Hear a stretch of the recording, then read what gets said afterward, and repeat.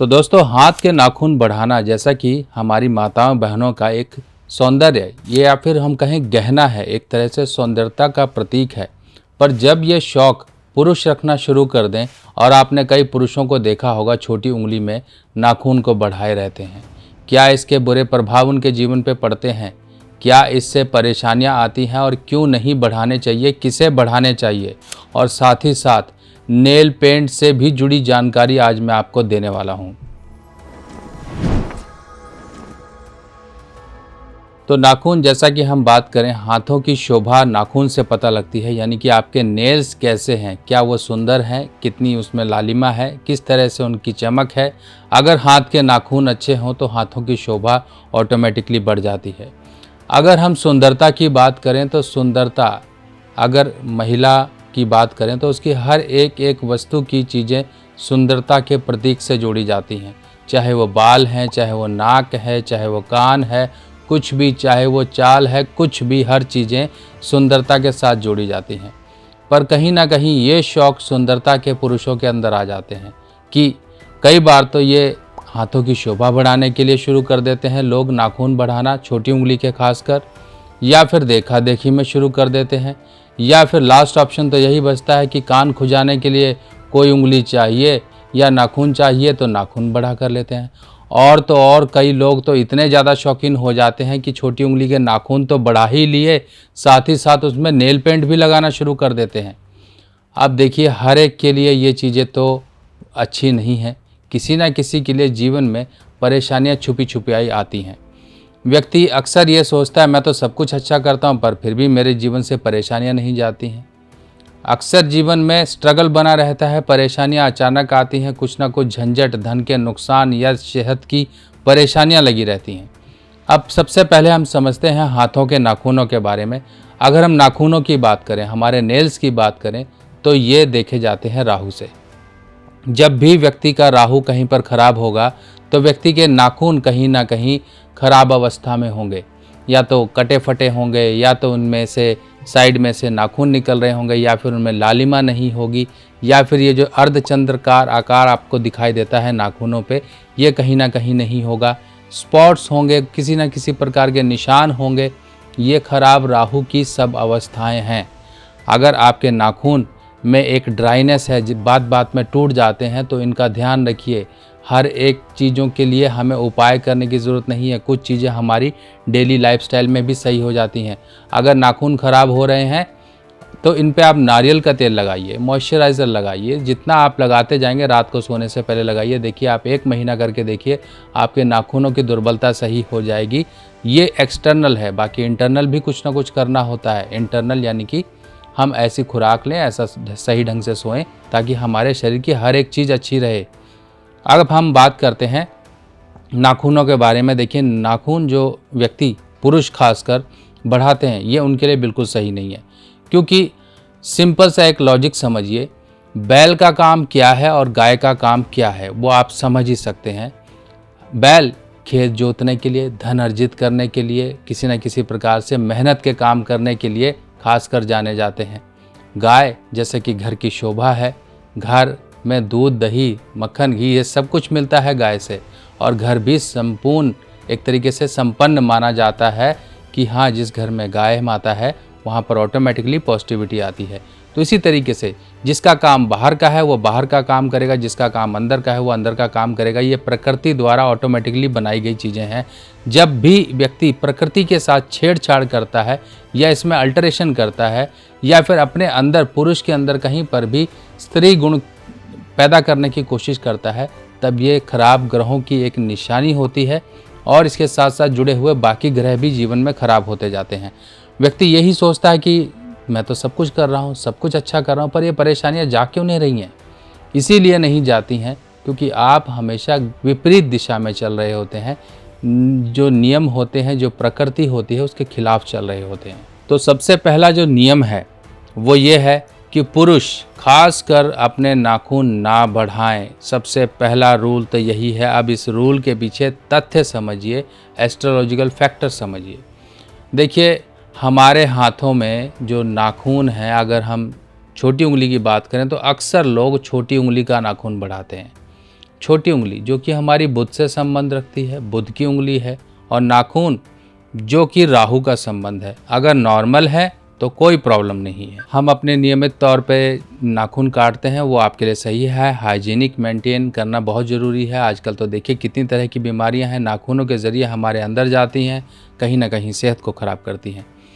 जब भी कुंडली में बुध और राहु का योग हो, यानी कि बुध और राहु पूरी कुंडली में कहीं पर भी एक साथ बैठे हैं, तब ये कहीं ना कहीं बुरे असर देने वाला होता है। ऐसे व्यक्तियों को खासकर अपने नाखून नहीं बढ़ाने हैं। अगर बुध और राहु कहीं पर बुरे स्थान में हो, बुरे स्थान क्या क्या होते हैं? बुध के लिए है तीसरा भाव, 8वां भाव, 9वां भाव और 12वां भाव, और राहु के लिए है पहला भाव, 5वां भाव, 7वां भाव, 8वां भाव और 11वां भाव। अब इस हिसाब से आपने समझ लिया बुध और राहु। जैसा कि हम जानते हैं, पहली वीडियोस में भी मैं आपको बता चुका हूँ, जब भी बुध और राहु खराब हो जाएंगे, कहीं पर नेगेटिविटी ले लेंगे बुरे भाव में जाने पर या फिर बुरे भाव में दोनों इकट्ठे आने पर, तब जीवन में हमेशा हवाइयाँ ही उड़ती हैं, परेशानियाँ ही आती हैं, और ये सब उड़ते हुए तीर व्यक्ति को आके लगते हैं।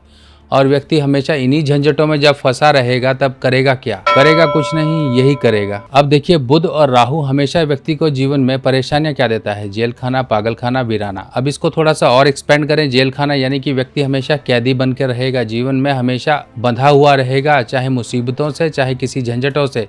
और पागल खाना यानी कि दिमागी स्थिति हमेशा डिस्टर्ब रहेगी, हमेशा पागलों वाली हरकतें करेगा, कभी भी सही डिसीजन नहीं लेगा। दवा खाना, शरीर हमेशा कुछ ना कुछ रोगी रहेगा, परेशानियां रहेंगी। अब ये देखिए, परेशानियां इतनी व्यक्ति अपने आप से ही पाल के रखता है। कुछ ना कुछ तो बात समझिए। लाल किताब हमेशा हमारी एथिक्स ऑफ लाइफस्टाइल को चेंज करती है। जब भी हमारे लाइफस्टाइल में कुछ गड़बड़ होती है तो ऑटोमेटिकली परेशानियां आती हैं। अब दूसरा फैक्टर क्या है? जब भी कुंडली में शुक्र और राहु एक साथ इकट्ठे हो गए, किसी भी भाव में या फिर बुरे भाव में जाकर वो इकट्ठे हो गए, शुक्र के लिए बुरे भाव माने जाएंगे, तीसरा भाव माना जाएगा, चौथा भाव, 5वां भाव, 8वां भाव, पहला भाव भी। इस तरह से यहाँ पर अगर मान लीजिए शुक्र राहु की युति है या शुक्र राहु आपस में संबंध बनाते हैं, दृष्टि संबंध। दृष्टि संबंध के अलग अलग तरीके हैं, जैसे दूसरा, छठा, पहला, 7वां, चौथा, 10वां, तीसरा, 11वां, 8वां, दूसरा। इस तरह से अगर मान लीजिए ग्रह आपस में बैठे हुए हैं तब भी ये दृष्टि संबंध बनाते हैं और बुरे हैं।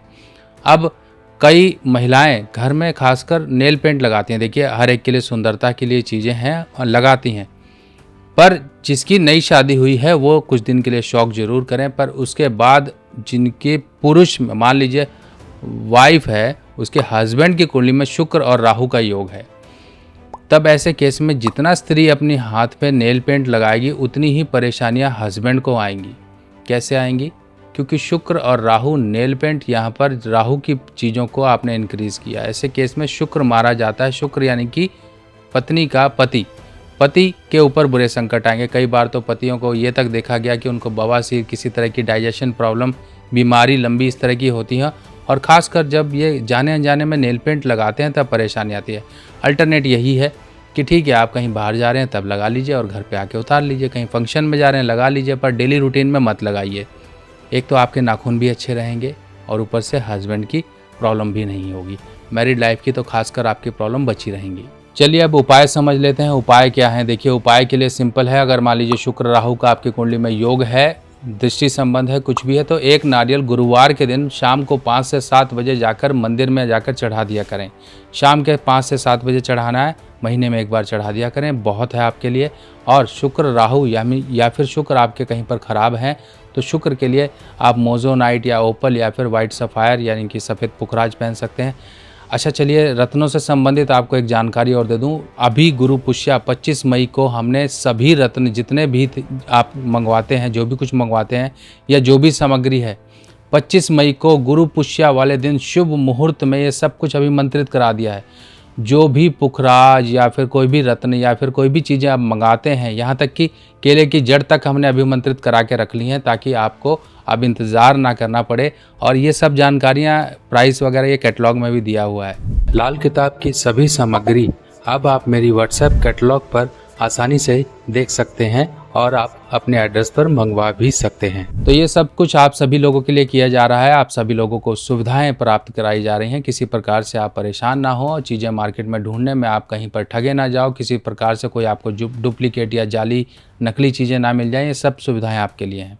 चलिए अब हम आगे बढ़ते हैं उपाय की तरफ। उपाय में सबसे पहले ये आप नारियल का उपाय करेंगे। आप शुक्र को मजबूत करने के उपाय कर सकते हैं। जो लोग व्रत रखना चाहते हैं वो वैभव लक्ष्मी माता के व्रत रख सकते हैं। इसके लिए आप अपने घर के आसपास पुजारी से पूरा प्रोसेस पूछ लीजिए और इसको व्रत को करिए। बुध राहु का योग है आपकी कुंडली में, तो 100 मिट्टी की गोलियां बना लीजिए और ये हर वर्ष आपको उपाय करना है। एक गोली रोज धर्म स्थान में जाके शिवलिंग के पास जाके रख कर आनी है। मंदिर आप बदल सकते हो, कोई दिक्कत नहीं है, पर 100 दिन पूरे ये उपाय करना है, किसी भी दिन छूटे ना उपाय। और अगला उपाय जो आता है बुध राहु के लिए, उसके लिए सिंपल ये तरीका है कि आप बुध को थोड़ा सा मजबूत करिए। बुध को सबसे ज़रूरी है मजबूत करना। स्टील का छल्ला, स्टेनलेस स्टील का छल्ला अक्सर मैं बताता हूँ, और जिन लोगों ने भी पहना है उनके पॉजिटिव फीडबैक है, क्योंकि उन लोगों को काफ़ी असर मिले हैं एक स्टील के छल्ले मात्र से। जो दिमाग हमेशा झुंझलाया रहता था, सही डिसीजन नहीं होते थे, ज़ुबान कहीं अट्रैक्ट नहीं कर पाती थी लोगों को, उन लोगों के अंदर काफ़ी अच्छे सुधार आए हैं। बहुत ही चमत्कारिक इफेक्ट वाले होते हैं छल्ले। लोग कहते हैं कि मार्केट में 20 रुपये का मिलता है, 30 रुपये का मिलता है। देखिए वो छल्ले किसी काम के नहीं। अगर आप खुद से बनवाने जाओगे, आप खुद से एक प्रॉपर स्टील लेके उसकी कटिंग करवा के उसके अंदर छेद करवा के छल्ला बनवाने जाओगे, तो हो सकता है आपके पास जो खराद मशीन वाले हैं वो 1000 से 1500 रुपये एक छल्ले के ले लें, क्योंकि इसमें मेहनत भी है, बाद में शुद्धिकरण भी है, पॉलिश भी है, बहुत सारे काम होते हैं। तो ये छल्ला कोई आम छल्ला नहीं होता है जो आपको प्रोवाइड कराया जा रहा है। बाकी आपकी इच्छा है, मार्केट से मिलने वाले 20 रुपये छल्ले भी आप पहन के देख लीजिए क्या असर आपको आएगा। तो दोस्तों इन सब जानकारियों को अपने जीवन में अपनाइए और देखिए किस तरह से आपको ये नाखून काटने मात्र से ही और आपके वाइफ के द्वारा किए जाए नेल पेंट ना लगाने के काम से ही आपके जीवन में कितने अच्छे असर आ जाएंगे।